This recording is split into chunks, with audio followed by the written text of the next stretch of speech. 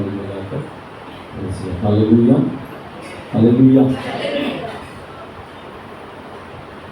ఉదయకాల సమయంలో ఈ రీతిగా దేవుని నామమును జ్ఞాపకం చేసుకోవడానికి దేవుడు మనకి ఇచ్చిన చక్కటి సమయాన్ని బట్టి మరొకసారి దేవుని సేవకుడిగా సంతోషిస్తూ ఉన్నాను. ఈ సమయంలో మరి కొద్ది నిమిషాలు దేవుని వాక్యాన్ని మనం జ్ఞాపకం చేసుకుందాం.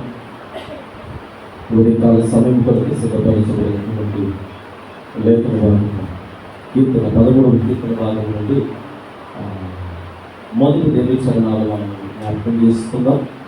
13వ కీర్తన భాగం నుండి మొదటి 2 చరణాలు మనము జ్ఞాపకం చేసుకుందాం.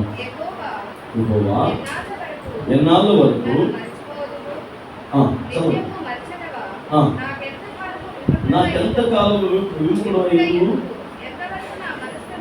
ఎంతవరకు నా మనస్సులో నేను చింతపడదు, ఎంతవరకు నా హృదయంలో పగలంతయు దుఃఖాక్రాంతుడనై నుండును. ఉదయకాల సమయంలో ఈ దినము కొరకే సిద్ధపరచబడినటువంటి లేఖన భాగము 13వ కీర్తన భాగములు మొదటి 2 చరణాలు మనము జ్ఞాపకం చేసుకుంటూ ఉన్నాము. దైవచరుడైనటువంటి దావీదు గారు పరిచయం చేస్తున్నటువంటి వాక్య భాగమును మేము ఉంచడానికి ఇష్టపడుతూ ఉన్నాను. ఒక ప్రాంతంలో ఒక దైవచరుడు ఒక మందిరంలో పరిచయం చేస్తూ ఉన్నాడు. పరిచయం చేస్తున్నప్పుడు పాస్టర్ గారిని ఒక ఆయన అడిగారట, ఈ సంఘంలో ఎంతమంది విశ్వాసులు ఉంటారు అని అడిగారట. అడిగితే ఆ దైవజనుడు ఇలా అన్నాడు, ఏమంటే గురుగుల సంఖ్య చెప్పాలా, గోధుమల సంఖ్య చెప్పాలా అని అడిగారట. అంటే ఆ దైవజనుడికి అర్థం కాలేదు. అడిగినటువంటి దైవజనుడు అన్నాడు, గురుగుల సంఖ్య ఏంటి, గోధుమల సంఖ్య ఏంటి అని అంటే, గురుగులు అయితే దాదాపుగా 1000 మంది ఉంటారు, గోధుమలు అయితే అందులో దశభాగం ఉంటాడు అని చెప్తున్నారు. అంటే ఎంతమంది విశ్వాసులు, ఎంతమంది అండి? 1000 మందిలో దశభాగం ఉంటారు ఎంతమంది అంటే మీరు దశభాగం చేస్తున్నారు దీన్ని బట్టి అర్థమైపోతుంది. 1000 మందిలో దశభాగం అంతా 10 100 రూపాయలు. అంటే 100 మంది విశ్వాసులు దేవునికి అనుకూలంగా ఉన్నారని, మిగతా 900 మంది వారికి నచ్చిన మార్గాల్లో నడుస్తున్నారని. అంటే ఈనాడు సంఘాలలో గురుగులు గోధుమలు కలిసి ఉంటూ ఉన్నాయి. ఇదే సంభాషణ సందర్భం యేసుక్రీస్తు ప్రభువు వారి ముందుకు వచ్చినప్పుడు ఆయన అన్నాడు, అంటే గురుగులు గోధుమలు కలిసి పెరగని, అయితే వాటి కాలం వచ్చినప్పుడు ఇప్పుడు తొందరపడి వాటిని పెరిగిపోయడానికి ప్రయత్నం చేస్తే అవి ఏమవుతాయంటే వాటితో పాటు గురుగులు పెరిగేటప్పుడు గోధుమలు కూడా ఆ శ్రేష్టమైన గోధుమలు కూడా పాడైపోవడానికి అవకాశం ఉంది కనుక వాటిని నచ్చయొద్దు. పెరగని కోతకాలం వచ్చినప్పుడు లేదా నా సమయం వచ్చినప్పుడు ఖచ్చితంగా నేనేం చేస్తాను, గురుగులని గోధుమలు ఏం చేస్తాను, వేరుపరుస్తాను. ఈనాడు ఎంతమంది సంఖ్య ఉన్నది అనేది ప్రాముఖ్యం కాదు, కానీ గోధుమలు అనేవి ఎంత శ్రేష్టమైనవి దేవుడు. అంటే ఈనాడు సంఘాలలో మాత్రమే కాదు, మన కుటుంబాల్లో కూడా జ్ఞాపకం చేసుకుంటే అందులో దేవుని ఆరాధిస్తాం. అందులో గురుగులు ఎవరు గోధుమలు ఎవరు అనేది వాటిని సరిచేయవలసింది లేదా లెక్క చూడవలసినటువంటి పరిస్థితి ఎవరైనా ఉన్నారు అంటే అది యేసుక్రీస్తు ప్రభు వారి చేతిలో మాత్రమే ఉంది అని దేవుని సేవకులుగా తెలియజేస్తూ ఉన్నారు. అయితే పాస్టర్ గారికి అర్థమవుతుంది, 1000 మంది విశ్వాసులు ఉన్నారని సంతోషించినప్పటికీ ఆ 1000 మందిలో దేవుడిని హృదయపూర్వకంగా మనోపూర్వకంగా ఆరాధించేవారు, దేవునికి అనుకూలంగా వాక్యానుసారమైన ప్రవర్తన కలిగిన వారు 100 మంది ఉన్నారు అని ఒక విధమైనటువంటి బాధ. కనుక ఈనాడు దేవుని సన్నిధికి వచ్చినప్పుడు మనము ఎవరము అనేది మనమే ప్రశ్నించుకోవాలి. మనమే స్వపరిశీలన చేసుకున్నప్పుడు అయ్యా నేను గురుగులో ఉన్నానా గోధుమలో ఉన్నానా అని మనం స్వపరిశీలన చేసుకుంటున్నప్పుడు ఖచ్చితంగా వాక్య విధానం మన హృదయపు లోపల ఫలించడానికి ఆస్కారం ఉంది. ఎప్పుడైతే మనం స్వపరిశీలన చేసుకుని దేవుని ముందుకు వస్తామో అప్పుడు ఖచ్చితంగా మనమేమో మనమేంటో అనేది దేవుడు ఖచ్చితంగా వారికి పరిచయం చేయడానికి ఇష్టపడతారు. చూడండి, కొత్తల మొదటి కాలంలో చదవవసరం లేదు, ఒక 2 వ్యక్తులు దేవుని మందిరానికి వస్తారు. 2 వ్యక్తులు దేవుని మందిరానికి వచ్చినప్పుడు అక్కడ ఎవరు కనబడుతూ ఉన్నారు? దేవుని మందిరంలో గురుగులు గోధుమలు. అంటే వారెవరో గుర్తెరిగారు. వారు గుర్తెరిగినప్పుడు దేవుని పాద సన్నిధానంలోకి వచ్చినప్పుడు ఆయన సో అండ్ సో ఒక ఆయన పరిచయం చేసుకుంటే ఇంకొక ఆయన అంటాడు, అయ్యా నేను ఎవరో కూడా నాకు అసలు నేను ఎవరినో కూడా ఎన్నిక లేని వాడిని అందరూ పరిచయం చేసుకుంటూ ఉన్నాడు. అంటే ఇందులో గోధుమలు ఎవరు పురుగులు ఎవరు మీకు చెప్పవలసిన అవసరం లేదు. ఈనాడు ఎందుకు నేను మీకు ఈ ప్రసంగానికి ముందు విషయాలు మీకు తెలియచడానికి ఇష్టపడుతున్నానంటే, ఒకే కుటుంబంలో పెరిగినవా, పిల్లలు జ్ఞాపకం చేసుకోండి. ఒక తల్లి గర్భాన ఇద్దరు బిడ్డలు, ఒకే కుటుంబంలో ఉన్నవారు ఇద్దరు.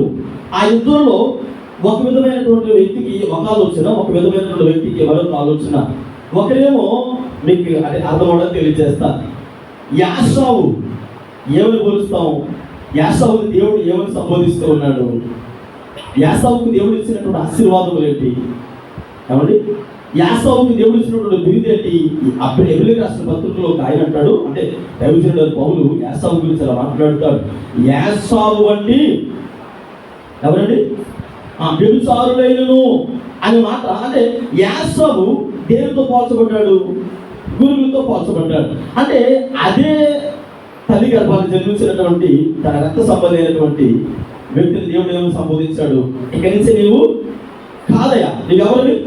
ఇశ్రాయేలు అనగా అనేక జనాంగములకు ఆశీర్వాదకరమైన వ్యక్తి. ఒకే కుటుంబములు, అంటే ఒకే సంఘములో, ఒకే ప్రదేశంలో రెండు కూడా ఉన్నాయి. గురువులు ఉన్నాయి, బోధములు ఉన్నాయి. కనుక మనం ఎవరిని అనేది మనం స్వపరిశీలన చేసుకుంటే, ఈనాడు దేవుని వాక్యం మీదకి వచ్చినప్పుడు ఖచ్చితంగా మనకి అర్థమవుతుంది. అయ్యో, నేను ఇది కదా, నా భక్తి జీవితం ఇది కదా, ఖచ్చితంగా దేవుని ముందు నన్ను నేను సరి చేసుకోవాలి కదా అనే దృక్పథంతో ఎప్పుడైతే దేవుని పాదములు కూర్చుంటారో ఖచ్చితంగా పరిశుద్ధాత్మ దేవుడు మనతో మాట్లాడడానికి ఇష్టపడుతూ ఉన్నాడు. ఈ లోకంలో చాలా పరిస్థితులు ఉన్నాయి, ఈ లోకంలో చాలా రకాలైనటువంటి వాతావరణాలు ఉన్నాయి, అనేక రకాల వ్యతిరేక భవనాలు ఉన్నాయి, అంటే వీస్తూ ఉన్నాయి, అనేక రకమైనటువంటి ఇబ్బందికరమైనటువంటి పరిస్థితులు ఉన్నాయి. ఏది ఏమైనప్పటికీ గురువులుగా ఉంటే మనం వాటిని వివేచించలేము, గురువులుగా ఉంటే వాటిని మనం పరిశీలన చేయలేము, గురువులుగా ఉంటే వాటిని ఆ వచ్చేటువంటి పరిస్థితులని ఎదుర్కోలేము.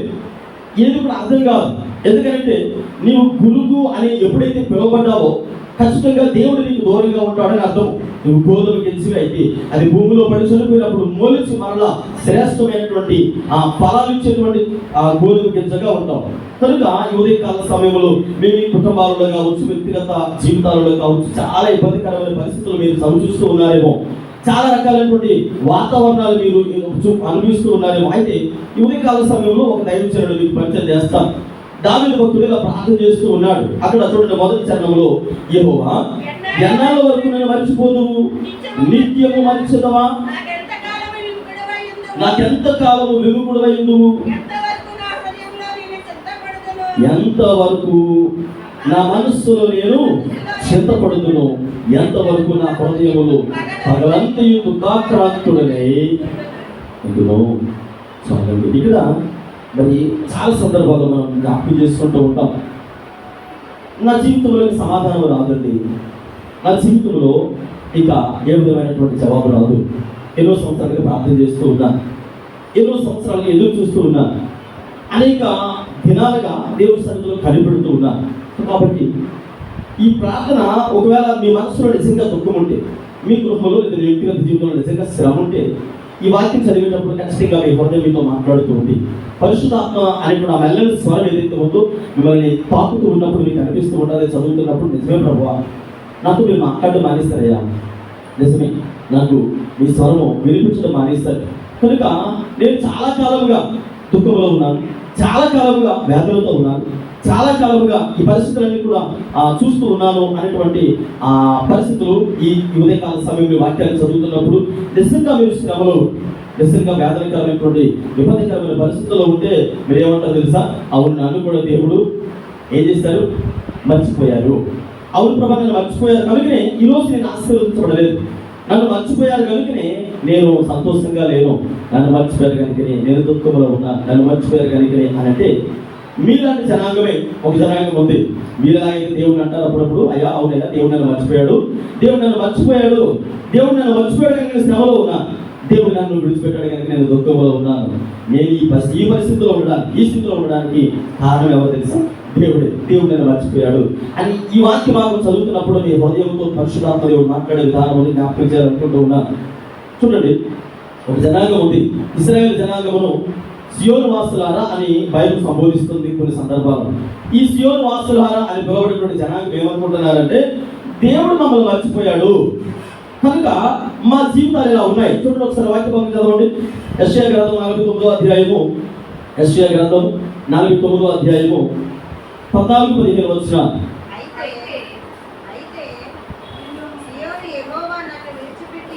చదవండి. అయితే సియోను ప్రభువు నన్ను మరిచి ఉన్నాడని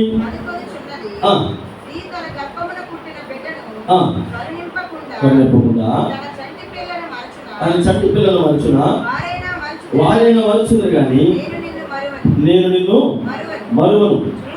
చూడుము, నా అరచేతుల మీదనే నిన్ను చెక్కి ఉన్నాను, నీ ప్రాకారములు చాలు. ఇక్కడ 49వ అధ్యాయం 14-15 వచనాల్లో చదివితే అక్కడ అయితే సియోను యెహోవా నిన్ను విడిచిపెట్టి ఉన్నాడు, ప్రభువు నన్ను విడిచిపెట్టి ఉన్నాడు, నన్ను మరిచి ఉన్నాడని అనుకొనుచున్నది.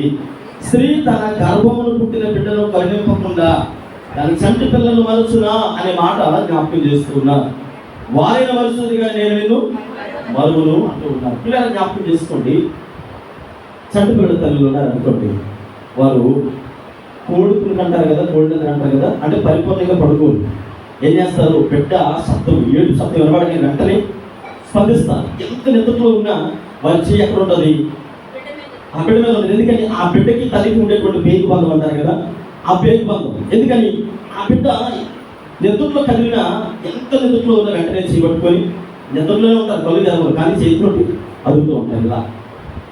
ఒకవేళ ఆ బిడ్డ పాలు కోసం ఏడుస్తుంది అనుకోండి, తల్లి హృదయం ఎన్ని పనుల్లో ఎంత పనిలో ఉన్నా అన్నం దగ్గర కూర్చుని వెంటనే చేయగలుగుకొని ఏం చేస్తారు తెలుసు? వచ్చి అక్కడ నోట్లో పెట్టుకొని వెంటనే బిడ్డ పడుకునే ఇష్టపడతారు. ఎందుకని? తల్లికి బిడ్డకి ఉండేటువంటి ఆ పేరు బంధము, ఆ రక్త సంబంధం కనుక. అంటే ఈ దేవుడు తన దైవజనుడి ద్వారా పరిచయం జరుగుతున్న మాట ఏంటంటే, వారైనా మర్చిపోతారు కానీ, అంటే బిడ్డ పెరిగారు, కొంత వయసు వచ్చింది, వివాహం అయిన తర్వాత వారి ఫ్యామిలీ వారు చూసుకుంటూ ఉన్నారు. కొంత సమయం అయిపోయిన తర్వాత తల్లిదండ్రులు ఏం చేస్తారంటే, రెక్కలు వచ్చిన తర్వాత వాళ్ళు ఎగిరిపోతే వాళ్ళ ఫ్యామిలీ వాళ్ళు చూసుకుంటారులే అని ఏం చేస్తుంటారంటే వాళ్ళు పెద్దగా మర్చిపోతూ ఉంటారు. అంటే ఇప్పుడు చూడండి, దేవుడు తన దైవజనుడితో మాట్లాడే విధానం, వారైనా మర్చిపోతారు కానీ దేవుడు మనల్ని మర్చిపోతారు. కానీ ఇక్కడ సియోను వాసులు మాట్లాడే మాట ఏంటంటే, ఏమంటున్నారంట? దేవుడు మర్చిపోతాడు. దేవుడు మర్చిపోవడానికి ఆయన మనుషుడు కాదు అని జకర్యా గ్రంథంలో కూడా తెలియజేస్తూ ఉన్నాడు. అంటే దేవుడు మర్చిపోడు అనే మాట మనం ఎలాగైతే జ్ఞాపకం చేసుకుంటూ ఉన్నామో, ఈరోజు తల్లిదండ్రులు లేని వారు ఎంత ప్రేమ ఉన్నా, ఎంత ఆప్యాయత ఉన్నా వారు ఎలాగైతే మర్చిపోతారో దేవుడు మర్చిపోడు. ఒక సందర్భంగా మీకు పరిచయం చేస్తారు, అప్పుడు మీకు అర్థమవుతుంది. ఇక్కడ దైవజనుడైన సొలొమోను ఉన్నాడు. దైవజనుడైన సొలొమోను దగ్గరికి ఒక తల్లి తన సంవత్సరం బిడ్డ తీసుకొని వచ్చిందట. తన సంవత్సరం బిడ్డ తీసుకొని దైవజనుడైన సొలొమోను దగ్గరికి వచ్చి నిలబడింది. సొలొమోను దేవుడు జ్ఞానం పొందుకున్నవాడు కనుక అడిగాడు, ఏమా ఏంటి అసలు దేవునికి వచ్చావు అని అడిగాడు. దేవునికి వచ్చామని అడిగితే, లేదయ్యా నువ్వు జ్ఞానం కలిగిన వాడు కనుక నేను నీకు ఒక విషయం చెప్పాలనుకుంటూ ఉన్నాను అని అనగానే సొలొమోను సరే చెప్పు అని. ఏమీ లేదయ్యా, దేవుడు నన్ను మర్చిపోయాడు కనుక దేవుడికి నాకు నువ్వు తగువ తీర్చాలి. దేవుడు నన్ను మర్చిపోయాడు కనుక దేవుడికి నాకు ఏం చేయాలి? తగువ తీర్చాలి. ఎందుకని? దేవుడితో నువ్వు మాట్లాడగలిగేటువంటి జ్ఞానం కలిగిన వాడు కనుక తగువ తీర్చాలంటే సొలొమోను దేవుడి జ్ఞానం పొందిన వాడు కనుక ఒక మాట ఏమన్నాడంటే, సరే అమ్మా, ఈ తప్పు తీర్చడానికి ముందు నిన్ను మాట్లాడితే ఏమనుకో కదా, సరే అడగండి అనగానే, నీ బిడ్డని ₹1,00,000 ఇస్తావా అని అడిగాడు. అంటే లేదయ్యా ఇవ్వను. సరే 10 లక్షలు ఇస్తావా? ఇవ్వను. సరే ₹1,00,00,000 ఇస్తావా? 10 కోట్లు ఇస్తాను అనగానే ఆవిడేమన్నదంటే, నువ్వు జ్ఞానం కలిగిన వాడు అనుకున్నాను కానీ అతికి జ్ఞానం కలిగిన వాడివి అనుకోలేదు. అయ్యా, 9 మాసాలు నా గర్భంలో మోసి కనిపించినటువంటి నా బిడ్డను నేను ఎలా నీకు ఇచ్చేస్తాను? ఈ బిడ్డను నేను మర్చిపోలేను కదా. ఒకవేళ నీకు ఇచ్చినా నా హృదయం అంటే ధరించిపోదు కదా. నేను 9 మాసాలు నా గర్భంలో తనను మోసాను కనుక ఆ పేరు బంధం నన్ను వెంటాడుతూ ఉంటుంది, నేను మర్చిపోలేను నా బిడ్డను, నేను ఇవ్వలేను అని అంటే సొలొమోను అన్నాడు, 9 నెలలు నీ గర్భంలో మోసిన బిడ్డనే నువ్వు మర్చిపోలేకపోతే జగత్ పునాది వేయబడక మునిపే నీ స్థితిగతులు జరిగినటువంటి దేవుడు నేను ఎలా మర్చిపోతాడు? హల్లెలూయా, హల్లెలూయా. మనం ఏమంటామంటే చాలా తేలిక, దేవుడు నన్ను మర్చిపోయాడండి, దేవుడు నన్ను పట్టించుకోవడం లేదండి, నా శ్రమలకు కారణం దేవుడేనండి, నేను ఇలా ఉండడానికి కారణం దేవుడేనండి అని చాలా సులువుగా మాట్లాడుతూ ఉంటాం. అంటే ఈరోజు జ్ఞాపకం చేసుకోవాలి, దేవుడు నిన్ను మర్చిపోవడానికి ఇశ్రాయేలు ప్రజల లాంటి ఆ బలియార్పణ నీకు ఇవ్వలేదు. మళ్ళీ జ్ఞాపకం చేసుకుని మాట హృదయంలో భద్రపరచుకోండి. దేవుడు నిన్ను మర్చిపోవడానికి చాలా సులువుగా మాట్లాడుతున్నారేమో, నీకు శ్రమ వచ్చినప్పుడు, దుఃఖం వచ్చినప్పుడు, వ్యాధులు వచ్చినప్పుడు దేవుడు నిన్ను మర్చిపోయండి అనే మాట మరెన్నడూ మాట్లాడకుండా ఉండాలని జ్ఞాపకం చేస్తూ ఉన్నాను. ఇశ్రాయేలు లాంటి బలియార్పణ నీ కోసం ఇవ్వలేదు. ఇశ్రాయేలు ప్రజల కోసం కేవలం గొర్రెపిల్లని దేవుడు సమర్పించాడు. గొర్రెపిల్లని బలియార్పణ నడిపిస్తే నీ కొరకు, నా కొరకు తన ప్రాణాన్నే రక్తం, అంటే తన రక్తదారులు దారపోసి నిన్ను నన్ను సంపాదించుకున్నాడు. కనుక ఎలా మర్చిపోతాడు? హల్లెలూయా. మనల్ని మర్చిపోయే దేవుడు ఆయన కాదు. చూడండి, ఇక్కడ మనం జ్ఞాపకం చేసుకుంటే సీయోను వాసులు అంటారు, అయ్యా చూడండి మాట చదవండి, 14 వచ్చారు. యెహోవా నన్ను విడిచిపెట్టి ఉన్నాడు,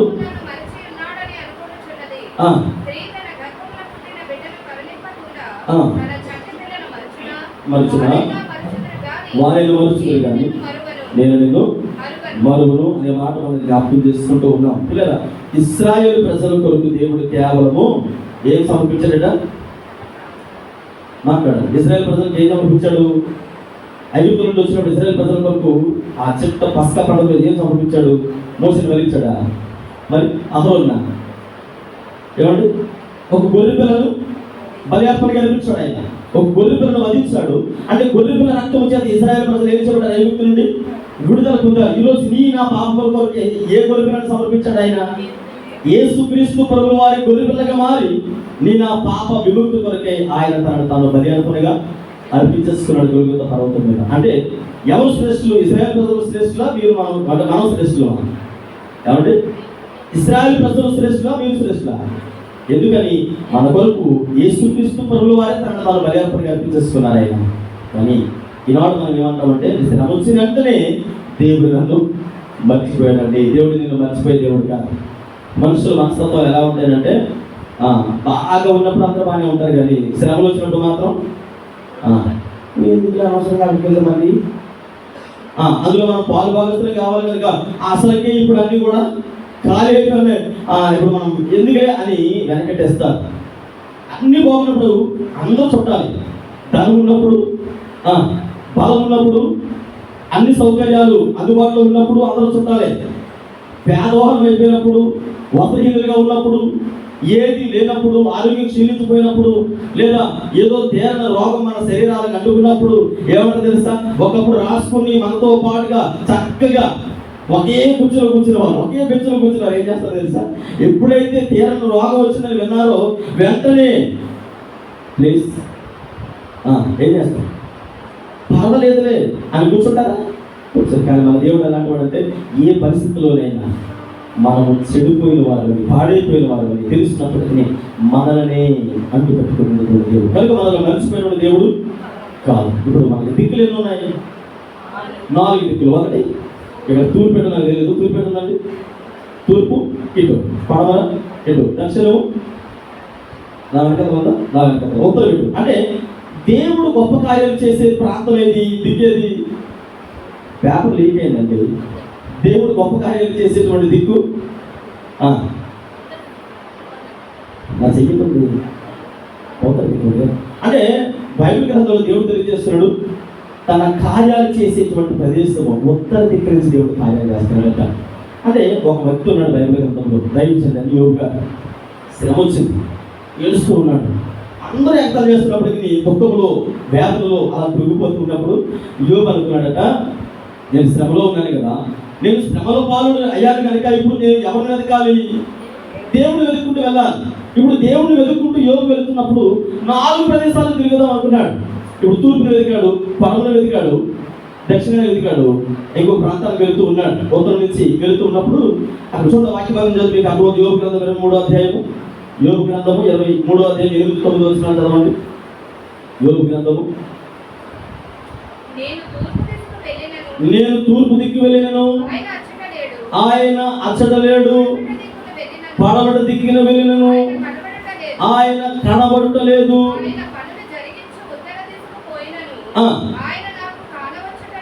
ఆయన ఉత్తర దిక్కుకు వెళ్ళినను కానవచ్చలేదు. అది ఇప్పుడు జాగ్రత్త గమనించండి. ఉత్తరం నుండి ఎక్కడికి వెళ్తున్నాడు? ఈయన దక్షిణ దిక్కుకు వెళుతున్నప్పుడు ఆయన ముఖము.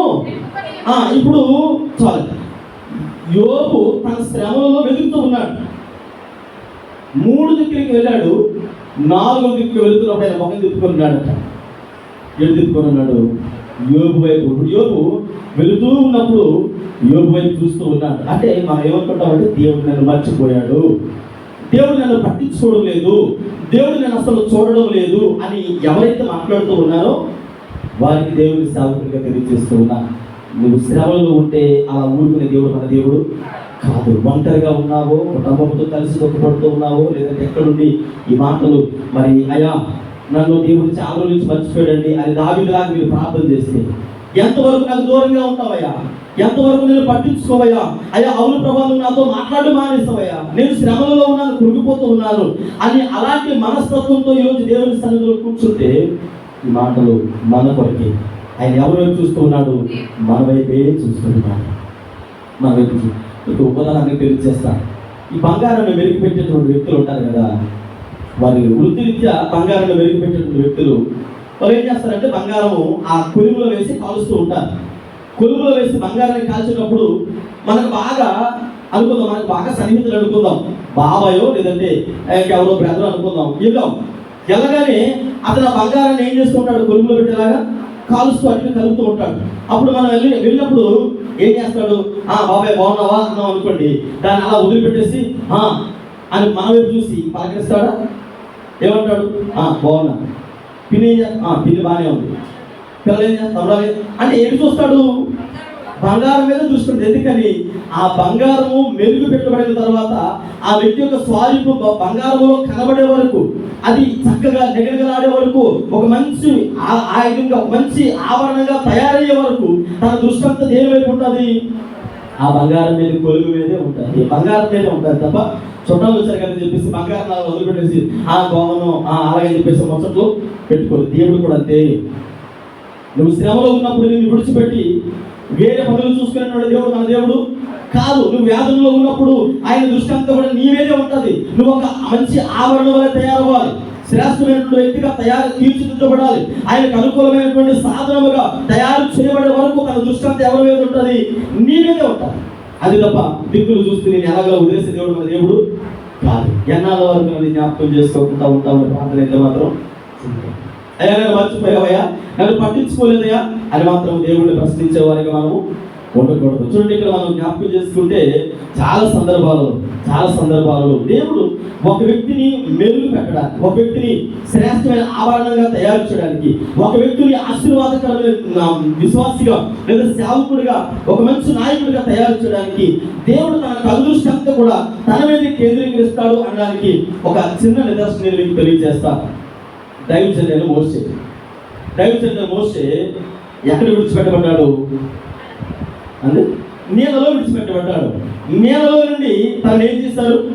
నిజానికి ఎబ్రీ పిల్లలను చంపడానికి గల కారణం ఏంటి? ఎబ్రీ పిల్లలను ఫరో రాజు చంపడానికి గల రీజన్ ఏంటి? ఏమండి రీజన్ ఏంటి అంటే ఎబ్రీలు ఎదిగిపోతున్నారు, ఎబ్రీలు బాగా అభివృద్ధి చెందుతున్నారు. అంత మాత్రమే కాదు, వారు అభివృద్ధి చెందిన తర్వాత ఈ నాయకత్వం అనేది ఏమవుతుంది? వాళ్ళు పెరిగిపోతున్నారు కానీ ఖచ్చితంగా వారిని చంపేయాలి అని ఎప్పుడైతే ఫరో ఆలోచన చేశాడో అప్పుడు దేవుడికి అర్థమైంది. నీళ్ళలో విడిచిపెట్టబడినటువంటి మోషే ఎబ్రీ పిల్లలను చంపడానికి చూస్తున్నటువంటి ఫరో దగ్గరికి అలా చక్కగా తీసుకొని వెళ్ళి ఫరో చేతుల్లో, డాడీ ఇదిగో మీ మానవుడు. అవునా కాదు? ఎక్కడ తిరిగాడు? ఈ 40 సంవత్సరాలు ఫరోకు తెలుసా తెలీదా? మోషే పొట్టలో ఉన్నట్టు ఫరోకు తెలీదా? కొన్ని అనుకుందాం, పాపం గుర్తుపట్టలేకపోయాడని అని అంటే బైబిల్ ఏం తెలియజేస్తున్నారంటే ఎబ్రీ పిల్లలు ఎలాంటివంట?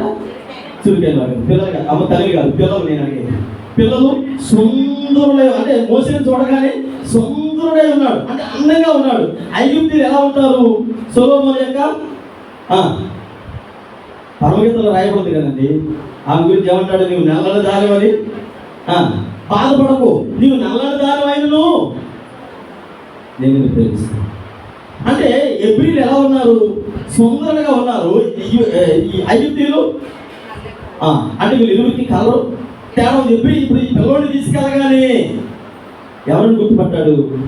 ఎప్పుడు పిల్లడే. అసలు నేను అనుకుంటాను మోసే ఎగరేసి ఏం చేసి ఉండాలి, ఫరో చేయించింది అదే కదా.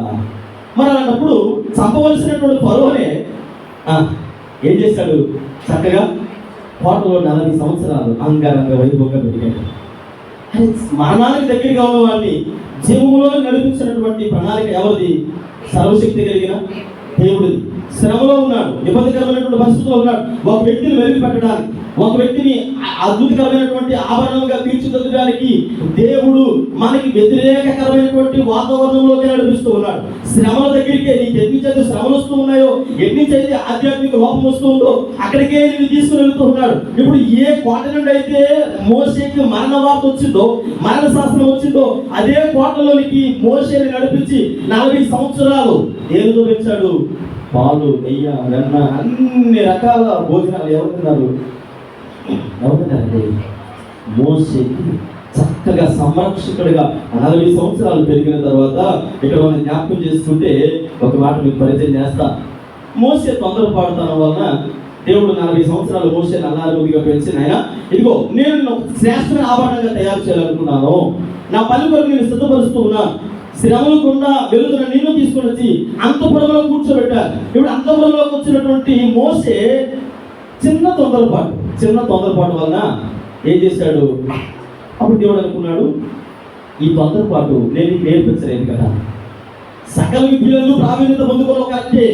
సో నీకు తొందరపాటు ఉంది కనుక నరహంతకుడు కనుక, నా ప్రమేయం లేకుండా ఒక తొందరపడ్డావు కనుక ఇదిగో నీవు నా ప్రజలను నడిపించడానికి కొంచెం సమయము పడుతుంది, మరలా నీకు కొంచెం కల్పిత కాలం ఇవ్వాల్సి ఉంది అనేది ఆవేశం అనేది పనికిరాదు కనుక అని మరలా తీసుకుని వెళ్ళి ఎక్కడ నిలబెట్టాడు? మిద్యాను అరణ్యంలో నిలబెట్టాడు. అరణ్యంలోకి తీసుకెళ్ళిన తర్వాత ఇప్పుడు మోసే మిద్యాను అరణ్యంలోకి వెళ్ళిన తర్వాత 40 సంవత్సరాలు అనారోగ్యంగా పెరిగిన మోసే ఇప్పుడు అరణ్యంలోకి వెళ్ళాడు. దేని వలన? ఒక చిన్న తొందరపాటు వల్ల తీసుకుని నిలబెట్టి ఇప్పుడు చూడండి, జ్ఞాపకం చేసుకుని గుర్రాల మీద తిరగవలసిన వాడు గొర్రెల మీద తిరుగుతున్నాడు, రథాల మీద వెళ్ళవలసిన వాడు రాళ్ళ మీద నడుస్తూ ఉన్నాడు, అంతఃపురంలో పూలపాల మీద పడవలసిన వాడు గడ్డి దుబ్బుల మీద పడుకుంటూ ఉన్నాడు. అంటే దేని వలన కారణము? చిన్న తొందరపాటు. అంటే దేవుడు నిన్ను పరిపూర్ణమైనటువంటి ఆయుధంగా తయారు చేయడానికి ఎన్ని మార్గాలు ఉన్నాయో అన్ని మార్గాలు కూడా తను వినియోగించుకుంటూ ఉన్నాడు. సరే, ఇద్దరు ఒక మార్గం వివాహం చేసుకున్నాడు. నేను అనుకుంటాను సిపోరాకి మోసేకి ఏదో చిన్న కాన్వర్జేషన్ వచ్చి చిన్న కాన్వర్జేషన్ వచ్చినప్పుడు అయ్యగారికి ముందు కొంచెం కోపం ఎక్కువ కదా. సిపోరా మీద ఏం చేస్తుంటాడు? కొంచెం ఏం చేస్తుంటాడు అండి? చెయ్యొస్తుంటాడు, కొట్టుండడు, చెయ్యొద్దుగానే ఇద్దరు చూస్తున్నాడు, ఓయ్ నువ్వు ఎక్కడి నుంచో మర్చిపోతున్నట్టున్నావు, నువ్వెవరో తెలుసా? ఎవరు ఇక్కడికి ఎందుకు పరిగెత్తుకుని వచ్చావు తెలుసా? ఎందుకు పరిగెత్తుకుని వచ్చాడండి మోసే? నరహత్య చేశాడు కనుక పరిగెత్తుకుని వచ్చాడు. లేకపోతే ఫరో తర్వాత ఫరోగా కూర్చుని ఉండేవాడు. యోసేపు మనకు అప్పుడు అంతగా గుర్తొచ్చినవాడు కాదేమో. ఇప్పుడు ఫరో తర్వాత ఫరోగా కూర్చోవలసిన వ్యక్తి నరహత్యుడు. అంటే నీ కోపం నా దగ్గర, నా కూతురు దగ్గర చూపించుకో. నరహంతకుడుగా అక్కడ అతను చెప్పినట్టు నా కూతురుని కూడా చంపేద్దాం అనుకున్నావేమో. మోసే ఎదుగుతుడికి చెప్పబడుతుంది, ఒక్క గుడ్డికి చెప్పేసి ఇసుకలో చెప్పేసినట్ట. ఇప్పుడు ఎప్పుడైతే సిపోరా వచ్చి చేస్తాడో ఆగు అనగానే ఇప్పుడు మోసే మనసులో వ్యాధి ఉంది. ఏంటో తెలుసా? చూడండి, చాలా సందర్భాల్లో కుటుంబాలలో కానీ లేదా భార్య భర్తల మధ్య కానీ అన్నదమ్ముల మధ్య కానీ స్నేహితుల మధ్య కానీ కొన్నిసార్లు కొన్ని మాటలు మనసుని గాయపరుస్తూ ఉంటాయి. ఇద్దరు స్నేహితులు ఉన్నారనుకోండి, ఆ ఇద్దరు స్నేహితుల మధ్య జరిగిన కొన్ని సంఘటనలు ఉంటాయి. కొన్ని సంఘటనలు వాళ్ళిద్దరూ బాగా కలిసినంతకాలం హ్యాపీగా వెళ్ళిపోతూ ఉంటారు. వాళ్ళిద్దరికి ఏదైనా చిన్నది మిస్అండర్స్టాండింగ్ వచ్చినప్పుడు తన స్నేహితుడు అంటే ఆడి చేసినట్టు నన్ను అనగానే ఇప్పుడు అరే నా ప్రాణ స్నేహితుడు ఏమన్నా వెంటనే మనసులో వచ్చుకుని మాట్లాడాలి కదా అని ఒక మూలకి వెళ్ళిపోయి కుమిలి ఏడుస్తుంటాడు. ఇదే సందర్భం మోసే జీవితంలో వచ్చింది. అరే తన మామ ఇద్దరు ఏమన్నాడు సడన్ గా, అక్కడ ఎగుప్తులు చేసినట్టుగా నా కూతుర్ని చేద్దాం అనుకున్నావా అనే మాట ఇప్పుడు మోసే గారు అరణ్యంలోకి వచ్చి ఏం చేస్తున్నాడు? గొర్రెల వెనక నుండి కుమిలి ఏడుస్తూ ఉన్నాడు. దేవుడి సన్నిధిలో ప్రార్థన చేస్తూ ఉన్నాడు. దేవుడు తన దర్శనాన్ని, తన ప్రత్యక్షతను ఊరికి ఎవరికి ఇవ్వడం. దేవుడు తన ప్రణాళికలను సిద్ధపరిచే విధానం చాలా వ్యత్యాసంగా ఉంటుంది. దేవుడు మోషేని నాయకుడిగా చేయాలి అనుకుంటే 40 సంవత్సరాలు తక్కువ వయసే కాదు. ఏమంటే ఇశ్రాయేలు ప్రజలను పరిపాలించినటువంటి యోధా జనాంగంలో కానీ ఇశ్రాయేలు జనాంగంలో కానీ 17 సంవత్సరాల కాలంలోనే రాజ్య పరిపాలనకు వచ్చినటువంటి రాజులు 3 మంది ఉన్నారు. లేరా? వచ్చినవారు యవన ప్రాయంలో వచ్చినవారు ఉన్నారు. ఇప్పుడు 40 సంవత్సరాల వయసు అంటే మోసే అంతేమీ జ్ఞానం లేనివాడు కాదు. 40 సంవత్సరాల వయసు అంటే పరిపాలన విధానం తెలిసిన వాడే. మరి అలాంటి వయస్కుడు ఇప్పుడు అన్యంలోకి వెళ్ళిపోయి 80 సంవత్సరాల వరకు అక్కడ ఉండవలసిన అవసరం లేదు. ఇప్పుడు ఏడుస్తూ ఉన్నాడు, అయ్యో నా తొందరపాటుతనం వలన నేను నా మామ దగ్గర మాట్లాడవలసి వచ్చింది అని ఇప్పుడు దేవుని వైపు చూస్తూ ఏడుస్తున్నప్పుడు ఇప్పుడు దేవుడు తనతో మాట్లాడుతూ ఉన్నాడు. దేవుడు తనను దర్శించినటువంటి విధానం మనము జ్ఞాపకం చేసుకుంటూ ఉన్నాము. పిల్లగా ఇక్కడ మనం జ్ఞాపకం చేసుకుంటున్నప్పుడు మోసే తన దుఃఖమును దేవుడి సన్నిధిలో కుమరిస్తున్నప్పుడు దేవుడు అంటాడు మోసే బాధపడాల్సిన అవసరము లేదు అని మాట్లాడుతున్నాడు. ఎంత శ్రమలో మరి మోసే తన దుఃఖమును దేవుడి సన్నిధిలో సరిపినప్పుడు దేవుడు అంటాడు ఎంత కోపిస్ని, ఎంత ఆవేశపరుని దేవుడు తీసుకొచ్చి ఇశ్రాయేలు ప్రజలకు 40 లక్షల మందికి నాయకుడిగా నిలబెట్టాడు. ఎప్పుడో తెలుసా తనకుండేటువంటి సొంత నిర్ణయాలు, సొంత ఆలోచనలు అన్ని విడిచిపెట్టి దేవుని మీద ఆధారపడినప్పుడు ఆ పొద దగ్గరికి దేవుడు తీసుకుని వచ్చాడు. ఏడుస్తున్నప్పుడు దేవుడు అంటే మోసే వెతుక్కుంటూ వెళ్ళలేదు. మోసే వెతుక్కుంటూ వెళ్ళాడా? పొదను చూసి వెళ్ళాడా? పొదని చూసి అక్కడ ఏదో ఉంది అని వెళ్ళాడు. అంటే అప్పటికే మోసే మనసులో ఏముంది? శ్రమలో ఉన్నాడు, వేదనలో ఉన్నాడు, దుఃఖంలో ఉన్నాడు. ఇలాంటి పరిస్థితుల మధ్యలో తను కుమిలిపోతున్నప్పుడు ఆ పొదలో నుండి దేవుడు మాట్లాడుతూ ఉన్నాడు, అక్కడికి వెళ్ళగాలి మోసే అదంతా అక్కడ వదిలిపెట్టేసి నా దగ్గరికి రా. ఈరోజు మీకున్న సొంత నిర్ణయాలు, సొంత ఆలోచనలు, సొంత తలంపులు, మీరు ఎవరి మీద అయితే డిపెండ్ అయ్యారో, ఎవరి మీద అయితే ఆధారపడుతూ ఉన్నారో, ఎవరినైతే చూసుకొని ఇంతవరకు దేవుని మీద ఆధారపడలేకపోతూ ఉన్నారో, ఎవరి మీద అయితే మరి మీ యొక్క ఆలోచన విధానాలు ఉన్నాయో వాటన్నిటిని విడిచిపెట్టి దేవుని మీదకి వచ్చినప్పుడు శ్రమలో ఉన్నారు, కరెక్టే, వేదనలో ఉన్నారు, దుఃఖంలో ఉన్నారు, అన్ని పక్కన పెడితే దేవుని వైపు చూస్తే ఆయన మీ వైపు చూడడానికి ఇష్టపడుతున్నాడు. నువ్వు శ్రమలో ఉండి చూసి సంతోషించే దేవుడుగా సరే దగ్గరికి వచ్చాడు. మోసే తీసుకొచ్చి 40 లక్షల మందికి నాయకుడిగా నిలబెట్టాడు. ఇప్పుడు దేవుడు ఎవరు సాక్ష్యం ఇస్తున్నాడో తెలుసా? ఇదిగో నువ్వు నరకతులు కనుక నువ్వు పనికిరావు అని సాక్ష్యం పొందినటువంటి మోసే గురించి దేవుడు అంటాడు, ఇతడు భూమి మీద ఉన్న వారందరిలో మిక్కిలి ఎవరు కోపిస్తా మిక్కిలి సాత్వికుడు. అంటే సృష్టింతలో మిక్కిలి సాత్వికుడు ఎవరు? సృష్టింతలో మిక్కిలి సాత్వికుడు అవునండి యేసుక్రీస్తు ప్రభుల వారు. సర్వలోకంలో మిక్కిలి సాత్వికులు కాబట్టి యేసు ప్రభు అయ్యా మీరు ఏం చేస్తున్నారు వీరికి తెలియదు అనేవాడు. భూమి మీద ఉన్న ప్రజలందరిలో మిక్కిలి సాత్వికులు ఎవరంటే మోసే అని దేవుడే సాక్ష్యం ఇస్తూ ఉన్నాడు. సాత్వికులు ధన్యులు వారి భూమిని, ప్రసంగికులు ధన్యులు వారి భూమిని స్వతంత్రించుకుందరు, పాటగాలు ధన్యులు వారి భూమిని స్వతంత్రించుకుందరు, ప్రార్థనా పరులు ధన్యులు వారి భూమిని స్వతంత్రించుకుందరు. ఆయన యేసు ప్రభు స్వయంగా కొండ మీద ప్రసంగాలు అంటాడైనా సాత్వికులు ధన్యులు మరి దేవుని స్వతంత్రించుకుంటారు, భూమిని స్వతంత్రించుకుందరు అని రాయబడింది. ఇక్కడ మనం జ్ఞాపకం చేసుకుంటే మోసే దేవుడు కొంతకాలమే శ్రమ పడ్డాడు, కానీ మరి ఉన్నతమైనటువంటి ఆశీర్వాదంలో మోసే తన జీవితంలో పొందుతున్నట్టుగా మనం చూడగలుగుతాం. చూడండి ఇక్కడ మరొక మాట మనం జ్ఞాపకం చేసుకుంటే 1 పేతురు రాసిన పత్రిక 5వ అధ్యాయము 10వ వచనంలో ఈ రీతిగా రాయబడింది. 1 పేతురు రాసిన పత్రిక 5వ అధ్యాయము తన నిత్య మహిమకు క్రీస్తునకు మిమ్మును పిలిచిన సర్వ కృపానిధియగు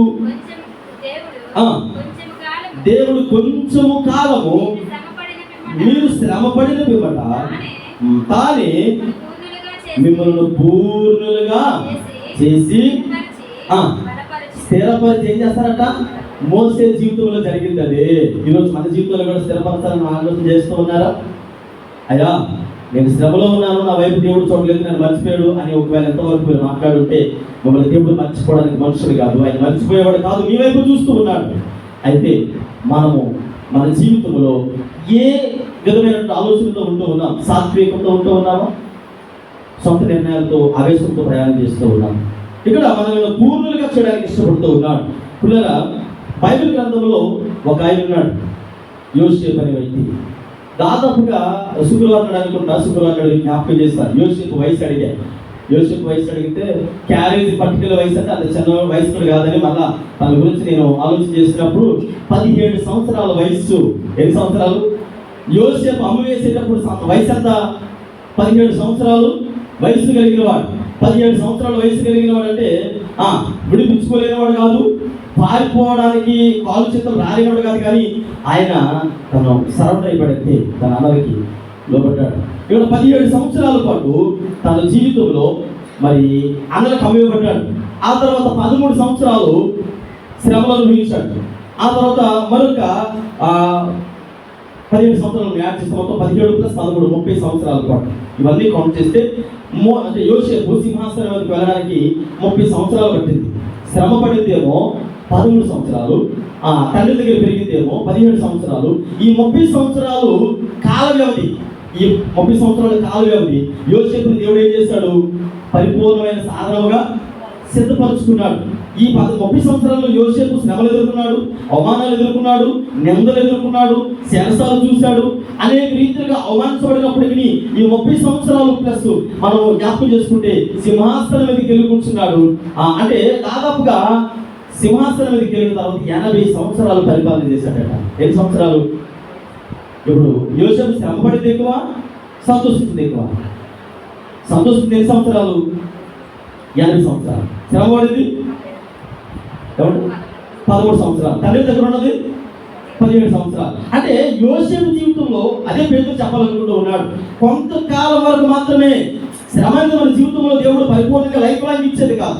ఆ శ్రమ మన జీవితంలో కొద్ది కాలం మాత్రమే మన జీవితంలో వస్తుంది. అయితే ఆ శ్రమ వచ్చినప్పుడు మనం చేయవలసిన పని ఏంటంటే దేవుని సన్నిధిలో ప్రార్థించే వారిగా ఉండాలి. అంతే తప్ప దేవుడు నేను మర్చిపోయాడండి, దేవుడు నేను పట్టించుకోవడం లేదండి, దేవుడు అసలు నా వైపు చూడడం లేదండి అని అంటే దేవుడు నీ వైపే చూస్తున్నాడని యోబు భక్తులు సాక్ష్యమిస్తూ ఉన్నాడు. దేవుడు నిన్నే పట్టించుకుంటున్నాడని దైవజనులు సాక్ష్యమిస్తూ ఉన్నారు. ఇక్కడ మనం జ్ఞాపకం చేసుకుంటే మనం చేయవలసినటువంటి పని దేవుని సన్నిధిలో ప్రార్థన చేయాలి అని దైవజనుడైన యెషయా ప్రవక్త 26వ అధ్యాయము 21వ వచనంలో ఇలా మాట్లాడుతూ ఉన్నాడు. చూడండి, యెషయా గ్రంథము 26వ అధ్యాయము 21వ వచనంలో, అమ్మా నీవు వెళ్ళి నీ అంతఃపురములో ప్రవేశించము, నీవు వెళ్ళి నీ తలుపులు వేసుకును, ఉగ్రత తీరిపో వరకు కొంచెం సేపు దాగి ఉండము. చాలు, కొంచెం సేపు ఏం చేయాలట? కొంచెం సేపు దాక్కుని ఉండాలి. ఎక్కడ దాక్కుని ఉండాలి? 91 కీర్తన భాగం మొదటి చరణంలో ఏముంటాయినా మహోన్నతుల చాటును నివసించేవాడే సర్వశక్తిని నీడను. అంటే మహోన్నతుల చాటు నువ్వేమవ్వాలి? దాక్కోవడానికి వెళ్ళాలి. అంతే తప్ప దేవుడు నేను మర్చిపోయాడండి. మనుషులు మర్చిపోతారు, అది సర్వసామాజిక, అది సహజంగా వచ్చింది. అది మనుషులు మర్చిపోవడం అదే అది జనరల్గా వచ్చేటువంటి నైజం. అది దాన్ని మనం కాదలేము. కానీ దేవుడు నిన్ను మర్చిపోయినటువంటి దేవుడు కాదు, నిన్ను పట్టించుకునే దేవుడు, ప్రేమించే దేవుడు, నీకోసం తన ప్రారంభించినటువంటి దేవుడు కనుక నిన్ను మర్చిపోవడానికి ఇష్టపడ్డాడు. శ్రమలు కొంతకాలమే. ఆ కొంతకాలం శ్రమలు కూడా ఒకవేళ మీరు మనం అమ్మో ఏమైపోతుందో అంటే నేనంటాను, యోసేపు 30 సంవత్సరాలు శ్రమ పడితే 13 సంవత్సరాలు శ్రమ పడితే 80 సంవత్సరాలు సింహాసనానికి కూర్చున్నాడు. మోషే ఎన్ని సంవత్సరాలు? 40 సంవత్సరాలు శ్రమ పడితే ఉన్నతమైన 40 లక్షల మందికి నాయకుడిగా నిలబెట్టాడు దేవుడు. భూమంతులను సాత్వికుడు దేవుడి చేత సాక్ష్యాలు పొందుకున్నాడు. ఈరోజు నీకు వచ్చిన శ్రమలను బట్టి ప్రార్థన చేయగలుగుతూ ఉన్నావు. ఇంట్లోకి వెళ్ళి తలుపు వేసుకొని దేవుడికి నీ శ్రమను, నీ దుఃఖము, నీ వేదన చెప్పగలుగుతూ ఉన్నావా? ఎప్పుడైనా చెప్పగలుగుతావో ఖచ్చితంగా దేవుడిని నా ప్రార్థన ఆలకించడానికి ఇష్టపడుతుంది. చివరిగా ఒక వాక్య భాగం చదువుకుందాం. 13వ కీర్తన భాగము 3-4 చరణాల్లో ఇలా మాట్లాడుతున్నాడు. యెహోవా నా దేవా, నా మీద దృష్టి ఉంచి నాకు ఉత్తరం ఇమ్ము. నేను మరణ నిద్ర పొందకుండాను వారిని గెలిచితనని నా శత్రువు చెప్పుకొనకుండాను, నేను తూలిపోయి ఉండగా నా విరోధులు హర్షింపకుండగను. నా కనులకు వెలిగిమ్ము. చూడండి, ఇక్కడ యెహోవా నా దేవా నా మీద దృష్టి. నీ ప్రార్థన ఏమై ఉండాలంటే దేవుని వైపు చూస్తూ ఉన్నాడు. అయితే దృష్టి వచ్చినప్పటికీ మనం ఏం చెప్పాలంటే దేవుడు నన్ను మర్చిపోయాడు అని మాట పలకడం కాదు, కానీ అక్కడికి వెళ్ళి తలుపు వేసుకొని నీ మీద ఉండేటువంటి శ్రమ, నీ మీద ఉండేటువంటి దుఃఖం, నీ మీద ఉండేటువంటి వేదన ఇవన్నీ కూడా తొలగిపోయే వరకు తొలగించగలిగినటువంటి నాదులు ఎవరైనా ఉన్నారంటే అది మనం ఆరాధించి చేసుకున్నవారు కనుక ఇందులోకి వెళ్ళి తలుపు వేసుకొని ఏం చెప్పాలంటే ఆయా దానికి ఎంత చక్కగా ప్రార్థన చేస్తారంటే చూడండి, యెహోవా నా దేవా నా మీద దృష్టించు. నా మీద ఒక్కసారి నీకు దృష్టించావా అంటే 91 కీర్తన భాగంలో చెప్పినట్లుగా నువ్వు మహోన్నతుల చాటుకు వెళ్ళినప్పుడు ఆయన ఆశ్రయపూర్వకంగా నిన్ను సంరక్షించడానికి, కాపుదలగా ఉంచి మీ జీవితాన్ని ఉన్నత పరిస్థితుల్లో నడిపించడానికి అవకాశం ఉందని దేవుడి సాధకుడిగా తెలియజేస్తాను. అయితే ఇలాంటి మనస్తత్వాలు ఇప్పటివరకు నేను చెప్పినటువంటి విధి విధానాలు ఏవైతే ఉన్నాయో, ఇటు మోషే కానీ, యోసేపు కానీ, పేతురు కానీ, దావీదు భక్తులు కానీ, వీరు భక్తి జీవితంలో మనం కంపేర్ చేసి చూసినప్పుడు మనలో మనం స్వపరిశీలన చేసుకుంటే వీరు దేవుని సన్నిధిలో శ్రమపడ్డారు, కానీ దేవుని వైపు చూశారు, దేవుని మీద ఆధారపడ్డారు, దేవుని సన్నిధి నుంచి ఉన్నతమైనటువంటి దేవుని పొందుకున్నారు. కేవలము వారు దేవుని వైపు చూడదు అన్న. ఈరోజు మనం ఎవరి వైపు చూస్తూ ఉన్నాం? శ్రమ వచ్చినప్పుడు దేవుని నిందించడం కాదు, శ్రమ వచ్చినప్పుడు దేవుడిని మర్చిపోవడం చెప్పడం కాదు, కానీ యోబు వలె దేవుని సన్నిధిలో నేను దేవుడిని వెతుక్కుంటూ వెళ్తాను, నేను దేవుడిని వెతుక్కుంటూ వెళ్ళి ఆయనతో మాట్లాడతాను. ఆ దేవుని దగ్గరికి వెళ్ళినప్పుడు దేవుడు డైరెక్ట్గా ఎలాగైతే యోబు తన ముఖాన్ని కనబరుచుకున్నాడో అలా దేవుడు నీ వైపు తన విస్తరించబోతూ ఉన్నాడు. కనుక మరి మనం ఎవరు? మనము స్టార్టింగ్లో 2 రకాల గుంపుల గురించి చెప్పాను కాబట్టి ఈరోజు ఉన్న వాక్యములు బట్టి నేను ఎవరిని ఖచ్చితంగా గురువులకి ఎలా ఉంటుందంటే పర్వాలేదులే, దేవుడు నన్ను పిలుచుకున్నాడు కనుక, నన్ను అంగీకరించాడు కనుక, నాకు రక్షణ ఇచ్చాడు కనుక ఆయనే చూసుకుంటాడులే అంటాం. సర్వసాధారణంగా మన నోట్లో వచ్చే మాట ఏమంటాం అంటే, ప్రార్థన చేసినా చేయకపోయినా, భక్తి చేసినా చేయకపోయినా, దేవుడికి భయపడకపోయినా ఏమన్నా తెలుసా? యెహోవా ఏమండి, యెహోవా ఈరే అంటాం. యెహోవా ఈరే అంటే దేవుడు అంటాడు, అరే బాబు నువ్వు యెహోవా ఈరే అంటావు కదా, అసలు నువ్వు ఎవరు అని అంటే మన దగ్గర ఆన్సర్ ఎవరు? మన గురువులమా బోధులు అనే విషయం జ్ఞాపకం చేసుకుంటూ దేవుని సన్నిధిలో మన భక్తి జీవితాన్ని ఏ విధంగా కట్టుకోవడానికి కష్టపడుతున్నాం. మోషే దేవుని సన్నిధిలో నిదానంగా కట్టుకున్నాడు తన భక్తి జీవితాన్ని, కలిగిన దేవుడు తనని ఇష్టపడ్డాడు. ఈరోజు నీలా జీవితానికి దేవుడు మరి సమాధానం ఇవ్వడానికి మరి చూస్తూ ఉన్నాడు కనుక నీకు మరి ఉండే శ్రమల నుంచి విడిపించడానికి సిద్ధపడుతున్నాడు కనుక దేవుని సన్నిధిలో ప్రార్థించాలి. అందరూ ప్రార్థన చేసుకుందాం. 10 నిమిషాలు కళ్ళు మూసుకున్నట్లయితే ప్రార్థన చేసుకుందాం. ఇలా వాక్యములు బట్టి దేవుడు మన జీవితాలు దర్శించేలాగా, అయ్యా నన్ను మర్చిపోయావయ్యా అని ఎన్నో సందర్భాల్లో మీరు చెప్పుండొచ్చు. అయ్యా నన్ను పట్టించుకోలేదయ్యా, అయ్యా నేను శ్రమల్లో కురిగిపోతూ ఉన్నా, అయ్యా మీరు నా వైపు చూడడం లేదని ఎన్నో సందర్భాల్లో మీరు అనుంటారేమో. కనుక ఈ సమయంలో చెబుదాం, ప్రార్థించేద్దాం. అయ్యా మీరు మర్చిపోయే దేవుడు కాదు, అయ్యా నన్ను జ్ఞాపకం చేసుకునే దేవుడు అని ఈ సమయంలో మనం తెలియచేద్దాం. పరిశుద్ధులైన తండ్రి, జీవాధిపతి యేసయ్యా మీ వందనాలు స్తోత్రాలు తెలియజేస్తూ ఉన్నాను. అయ్యా ప్రత్యేకించి ఉదయకాల సమయంలో అనేక పర్యాయములు ప్రభావ మా శ్రమలను బట్టి, మాకున్నటువంటి సొంత ఆలోచనలు బట్టి, ఎన్నో సందర్భాలలో మాకు వచ్చిన శ్రమలను బట్టి మీరు మమ్మల్ని మర్చిపోయారని, మాకు లోకములో ఎవరూ లేరని, అయ్యా మా జీవితాలు నిష్ప్రయోజనమైనవని ఎన్నో సందర్భాలలో మాకు మేము అనుకున్నాం. అయినా మీరు మమ్మల్ని మర్చిపోయే దేవుడు కాదని, అయ్యా ఇశ్రాయేలు ప్రజల కొరకు కేవలం గొర్రెలను మాత్రమే బలియార్పణగా అర్పిస్తే మా కొరకు, నా కొరకు మిమ్మల్ని మీరు బలియార్పణగా అర్పించుకొని పాపం నుంచి విడిపించి సజీవుల లెక్కలో ఉంచడానికి ఇష్టపడ్డారు ప్రభావ. ఎంత గొప్ప ప్రేమ తండ్రి మీకు వందనాలు. అలాంటి మీ ప్రేమను మేము గుర్తించలేక మర్చిపోయారు అని ఎన్నో సందర్భాల్లో మిమ్మల్ని నిందిస్తున్నాం ప్రభావ. మమ్మల్ని క్షమించండి. ఇక మీదట అయ్యా మీతో ఒక చక్కటి స్నేహ బంధాన్ని ఏర్పాటు చేసుకునే కృప మా అందరికీ దయచేయమని యేసయ్య నామములో ప్రార్థించడానికి వేడుకుంటున్నాము. కూర్చున్నాం.